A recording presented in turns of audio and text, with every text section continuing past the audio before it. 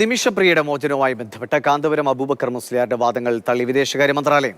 മോചനവുമായി ബന്ധപ്പെട്ട് ചില പുരോഗതികൾ ഉണ്ടായെന്ന അവകാശവാദങ്ങൾ തെറ്റാണ് എന്ന് വിദേശകാര്യ മന്ത്രാലയം അറിയിച്ചു. Government of India has been extending all possible assistance in this case. We are also in touch with some friendly governments on this particular issue. Also like to underline this particular point that this is a sensitive and complex case. And therefore, I would urge all to be mindful that and misinformation are not helpful at all. Insofar as the reports claiming, there has been certain developments, etc., such reports are incorrect.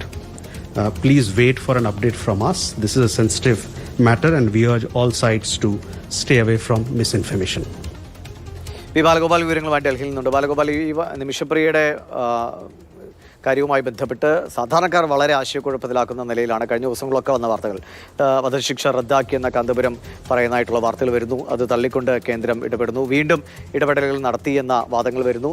ഇതിൽ എന്താണ് യഥാർത്ഥത്തിൽ സംഭവിക്കുന്നത് എന്ന് നമുക്ക് ഔദ്യോഗിക ഭാഷയിൽ കേന്ദ്രം പറയുന്നത് മുഖവിലക്കെടുക്കണം. മറ്റു ഭാഗത്തുനിന്ന് കാന്തപുരത്തിൻ്റെതായ ചില വാദങ്ങളും വരുന്നുണ്ട്. എന്താണിപ്പോൾ കേന്ദ്രം അടിയുറച്ച് പറയുന്നത്? ഇതിൽ അനാവശ്യ വാദങ്ങൾ ഒഴിവാക്കണമെന്നാണ്. ദിവിഷ, യമനിലെ ജയിലിൽ കഴിയുന്ന നിമിഷപ്രിയയുടെ വധശിക്ഷ റദ്ദാക്കപ്പെട്ടു എന്ന നിലപാടാണ് കാന്തപുരം അബൂബക്കർ മുസ്ലിയാരും അതുപോലെ തന്നെ ഇവാഞ്ചലിസ്റ്റായ കെ എ പോളും മുന്നോട്ട് വയ്ക്കുന്നത്. എന്നാൽ ഈ രണ്ട് വാദവും സംബന്ധിച്ചുള്ള കാര്യത്തിൽ, അല്ലെങ്കിൽ ഇങ്ങനെ വധശിക്ഷ റദ്ദാക്കപ്പെട്ടു എന്ന കാര്യത്തിൽ യാതൊരു തരത്തിലുള്ള ഔദ്യോഗിക സ്ഥിരീകരണത്തിനും കേന്ദ്ര വിദേശകാര്യ മന്ത്രാലയം തയ്യാറായിട്ടില്ല. ഇപ്പോഴും ഇതുമായി ബന്ധപ്പെട്ട ചർച്ചകൾ പുരോഗമിക്കുകയാണ്. നിമിഷപ്രിയയുടെ മോചനവുമായി ബന്ധപ്പെട്ട ചർച്ചകൾ പുരോഗമിക്കുകയാണ് എന്നാണ് കേന്ദ്ര സർക്കാർ വ്യക്തമാക്കുന്നത്. ഇതിന് ചില സൗഹൃദ രാജ്യങ്ങൾ, അതായത് ഇന്ത്യയുമായി അടുത്ത ബന്ധമുള്ള ചില രാജ്യങ്ങളുടെ സഹായത്തിന്റെ അടിസ്ഥാനത്തിലാണ് ഈ ചർച്ചകൾ പുരോഗമിക്കുന്നതെന്നാണ് കേന്ദ്ര വിദേശകാര്യ മന്ത്രാലയം ഇപ്പോൾ വ്യക്തമാക്കുകയും ചെയ്യുന്നത്. മറ്റ് തരത്തിലുള്ള വ്യാജ വാർത്തകൾ, അതായത് മറ്റു വാർത്തകളൊക്കെ തന്നെ വ്യാജ വാർത്തകളാണ്. അത്തരം വാർത്തകളിൽ നിന്ന് മാധ്യമപ്രവർത്തകർ ഉൾപ്പെടെ അകലം പാലിക്കണമെന്ന ഒരു ആവശ്യവും ഇന്ന് കേന്ദ്ര വിദേശകാര്യ മന്ത്രാലയം വ്യക്തമാക്കുകയും ചെയ്തിട്ടുണ്ട്.